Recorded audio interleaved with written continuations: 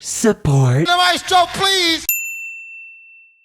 So summer does seem to be cooling off a little bit, both in terms of temperature and the amount of albums we're talking about. This will be for the week of July 15th. 2023. On this day in music back in 1988, Michael Jackson's Bad World Tour would stop at Wembley Stadium in London for a total of 7 nights, 5 in July, 2 in August, setting the Guinness World Record for the most attended concert series at 504,000 people. It wouldn't be until 2011 that it would be beaten by Take That, who got it over 600,000 in 8 nights.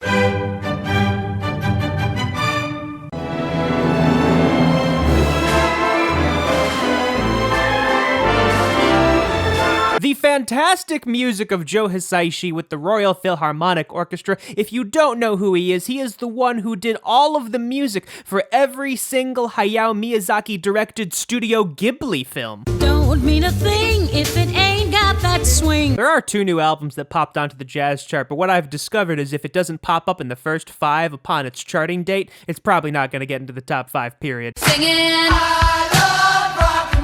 We're starting to see a transition in the charts, not so much of the old rockers anymore. The top 3 are Zach Bryan, Noah Kahan, and Jelly Roll, all of which we've gone over relatively recently. It's bigger than hip hop.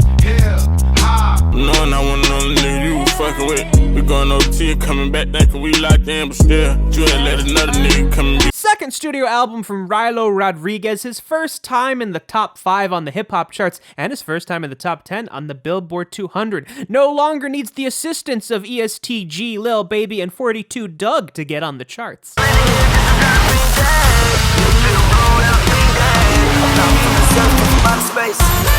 I know we haven't had an album from him since 2020, unless you count the EP Red and White back in 2022, and I know it's Lil Uzi Vert, but this album is simply all over the place. Yeah, considering how often this chart changes, I'm guessing Beyonce's Renaissance is going to continue to be at the top of the chart. It so far has spent 34 weeks up there. And now I need some help from the maestro, please! I think I'm gonna stay right here tonight, cause I could be dangerous. Come on, just listen to the other album at least at this point. It must be exhausting, always rooting for the anti-hero. Don't you worry, we will inevitably be talking about Speak Now Taylor's version next week.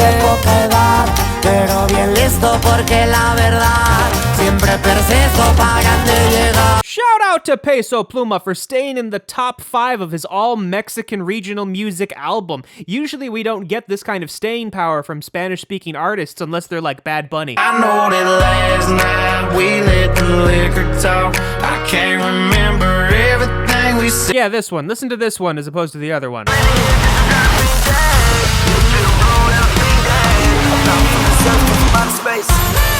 Like, yeah, there's the traditional rap stuff on here. There's Nicki Minaj, Travis Scott, Don Toliver as all features. There are interpolations and samples from Justice and Eiffel 65, and even Snow Strippers has a feature on there. There's a track that it's just the instrumental to Chop Suey by System of a Down, and then there are features from Bring Me the Horizon, and most notably on this track, Baby Metal. It's only a few albums, but you should be able to spend a good amount of time with them, whether you just really want to enjoy the music, or you just need time to wrap your head around what's happening.